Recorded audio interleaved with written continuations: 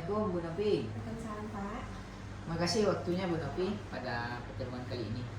Sebelum kita masuk ke kegiatan observasi nih Bu Novi, saya ingin kita berdiskusi santai terlebih dahulu. Tujuan percakapan kita hari ini adalah untuk mensepakati fokus observasi kita nanti agar kegiatan supervisi ini benar-benar dapat membantu Bu Novi dalam mengembangkan pembelajaran. Apakah Ibu sudah siap? Siap. Baik Bu, pada pembelajaran yang akan Ibu laksanakan nanti, apa tujuan utama yang ingin Ibu capai? Saya ingin siswa mampu membedakan produk keuangan bank dan non-bank serta memahami penggunaannya dalam kehidupan sehari-hari. Bagus.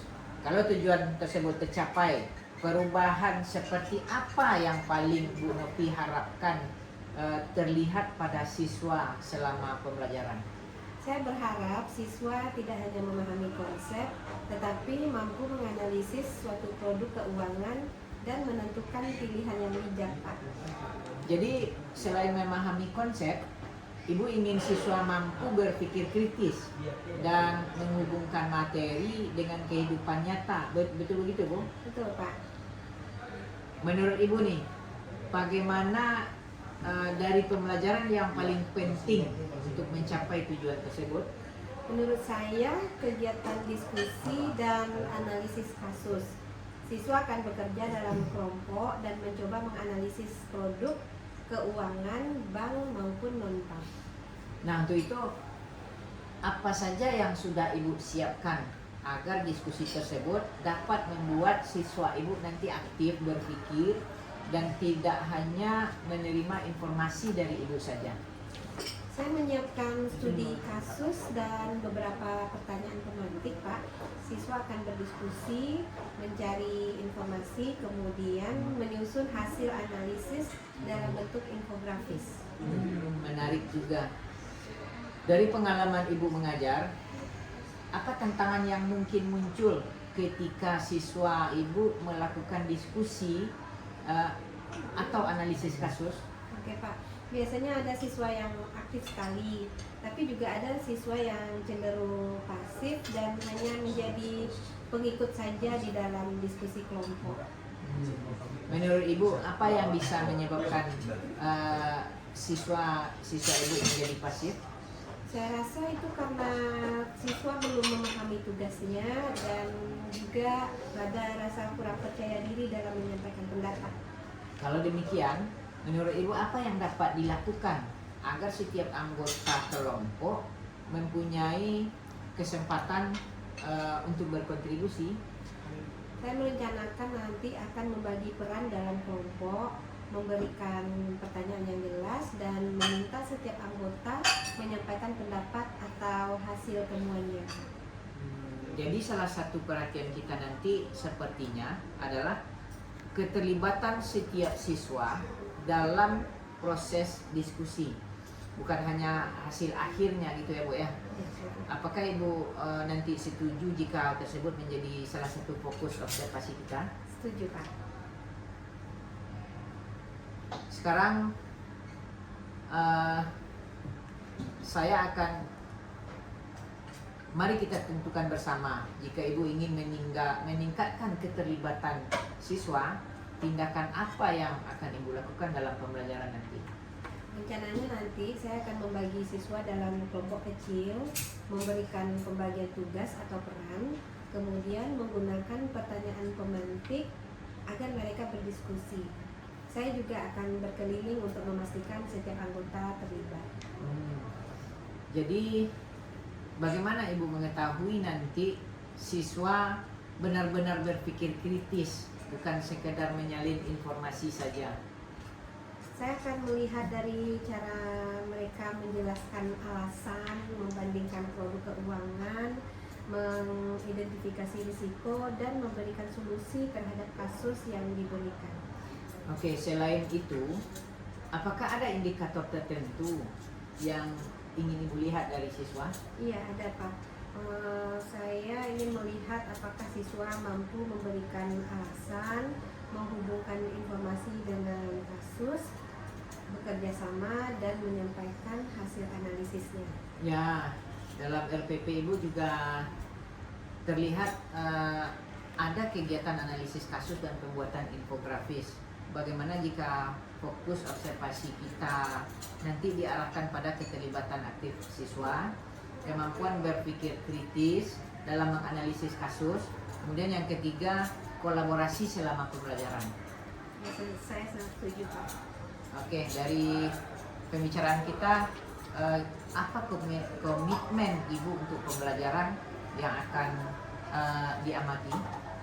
Saya akan berkomitmen untuk menciptakan pembelajaran yang membuat semua siswa aktif terlibat, memberikan kesempatan kepada siswa untuk berpikir kritis, berdiskusi, dan menyampaikan pendapat. Saya juga akan berusaha memastikan setiap anggota kelompok memiliki peran. Oke, baik gini Bu. Saya sebagai supervisor, saya akan mengamati proses pembelajaran, terutama pada keterlibatan siswa, berpikir kritis, kemudian berkolaborasi. Saya tidak akan mengganggu jalannya pembelajaran Ibu. Setelah pembelajaran selesai, nanti kita akan melakukan refleksi bersama ya Bu. Ya, baik Pak. Sebelum kita akhiri, apa yang paling Ibu harapkan dari observasi ini? Saya berharap mendapatkan masukan yang dapat membantu saya mengetahui bagian pembelajaran yang sudah baik dan bagian yang masih perlu saya perbaiki dari Bapak. Tentu Bu, supervisi ini bukan untuk mencari kesalahan, tetapi untuk membantu kita bersama-sama meningkatkan kualitas pembelajaran Ibu nantinya. Terima kasih atas keterbukaan Ibu. Semoga pembelajaran nanti berjalan lancar dan memberikan pengalaman belajar yang bermakna bagi siswa kita. Terima kasih Pak, insya Allah saya siap. Baik Bu, kita sepakati fokus observasi kita pada keterlibatan siswa, kemampuan berpikir kritis, kemudian kolaborasi siswa selama pembelajaran. Kemudian setelah kegiatan selesai, kita bertemu kembali untuk melakukan refleksi bersama ya Bu. Ya, baik Pak, terima kasih. Oke, Assalamualaikum Bu Novi. Assalamualaikum Pak. Terima kasih sudah melaksanakan pembelajaran tadi ya. Sebelum kita melakukan refleksi, bagaimana perasaan Ibu setelah pembelajaran selesai? Alhamdulillah Pak, secara umum saya merasa pembelajaran berjalan cukup baik, walaupun ada beberapa hal yang menurut saya masih perlu diperbaiki. Tidak apa-apa Bu, pertemuan ini kan bukan mencari kesalahan, tetapi untuk bersama-sama melihat pengalaman pembelajaran dan menemukan hal yang bisa dikembangkan. Apakah Ibu siap melakukan refleksi? Siap Pak. Kalau Ibu melihat kembali pembelajaran tadi, tujuan yang paling ingin Ibu capai dan menurut Ibu sudah terlihat hasilnya? Saya ingin siswa mampu membedakan produk keuangan bank dan non-bank serta mampu menganalisis penggunaannya dalam kehidupan sehari-hari. Dan tadi itu saya melihat sebagian besar siswa sudah mulai mampu membandingkan produk dan memberikan alasan. Bagian mana yang paling membuat Ibu merasa tujuan pembelajaran Ibu mulai tercapai? Ketika siswa berdiskusi menganalisis kasus Pak, mereka mulai memberikan pendapat dan menghubungkan kasus dengan kehidupan sehari-hari. Apa yang Ibu lihat dari siswa Ibu yang menunjukkan bahwa mereka mulai berpikir kritis? Itu tadi terlihat beberapa siswa sudah mampu memberikan alasan, membandingkan kelebihan dan kekurangan produk keuangan, kemudian memberikan solusi terhadap kasus yang mereka analisis. Ya, dari pengamatan saya, diskusi kelompok cukup hidup dan beberapa siswa sangat aktif memberikan pendapat. Menurut Ibu sendiri, bagaimana keterlibatan siswa selama pembelajaran tadi? Iya Pak, sebagian besar aktif, tapi saya masih melihat ada beberapa siswa yang lebih banyak diam dan mengikuti pendapat temannya. Nah, menurut Ibu, apa yang menyebabkan siswa-siswa Ibu tersebut belum aktif? Sepertinya masih soal faktor percaya diri Pak, dan beberapa juga terlihat belum memahami perannya dalam kelompok. Kalau melihat kembali proses tadi Bu, apa yang sudah Ibu lakukan yang menurut Ibu efektif untuk membuat siswa aktif? Saya memberikan pertanyaan pemantik dan berkeliling ke kelompok. Saya juga mencoba bertanya langsung kepada siswa yang belum banyak berbicara.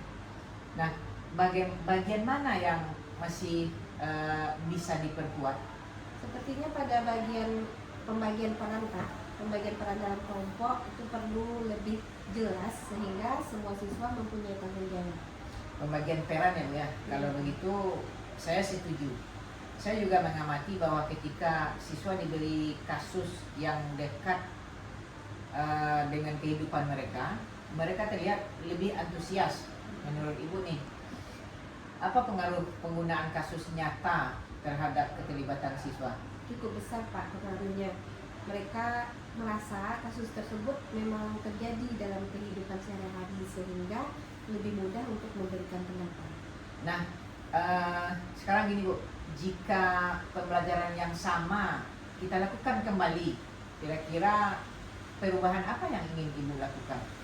Saya ingin membagi peran di setiap kelompok itu lebih jelas lagi Pak.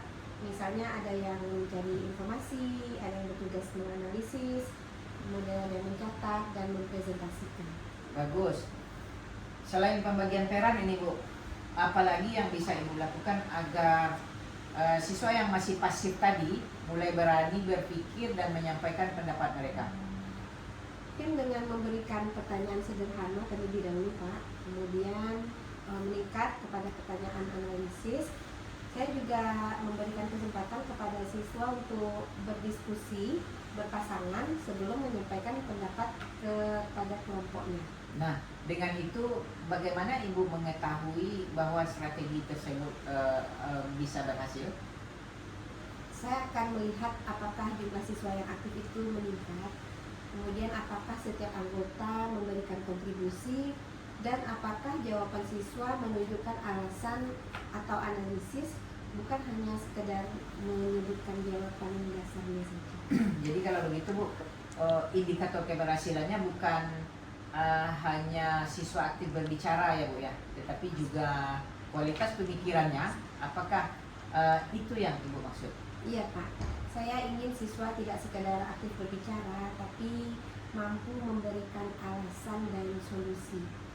Dari refleksi kita hari ini nih Bu, apa satu hal yang paling ingin Ibu lakukan pada pembelajaran berikutnya?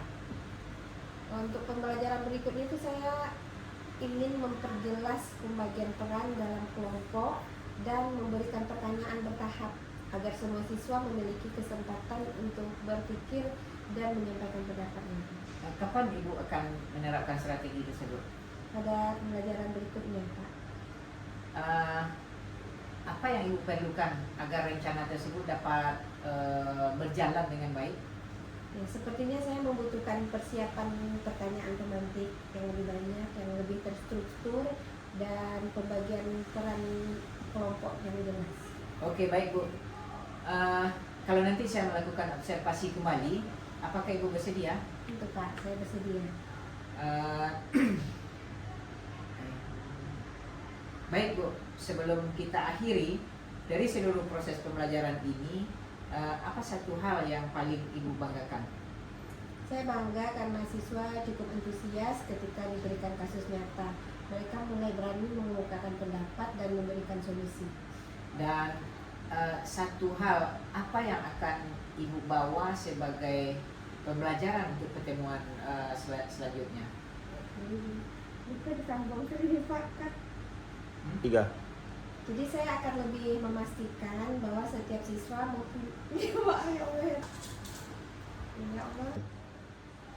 Saya akan lebih memastikan bahwa setiap siswa mempunyai peran dan kesempatan untuk berpikir serta menyampaikan pendapat.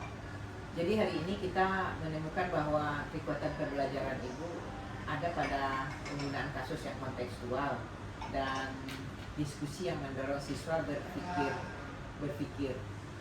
Area yang akan kita kembangkan adalah pemerataan keterlibatan siswa dalam penguatan kualitas berpikir kritis. Saya mengapresiasi keterbukaan Ibu dalam melakukan refleksi. Saya berharap rencana yang sudah Ibu tentukan dapat diterapkan pada pembelajaran berikutnya. Saya siap mendukung Bu jika Ibu membutuhkan diskusi dan pendampingan. Ya, terima kasih Pak. masukan dan pertanyaan dari Bapak membantu saya melihat pembelajaran ini dari sudut pandang yang berbeda. Semoga pembelajaran yang berikutnya semakin baik dan semakin banyak siswa kita yang aktif, kritis, dan kreatif dan mampu bekerja sama. Makasih Bu Nopi. Iya Pak, terima kasih banyak.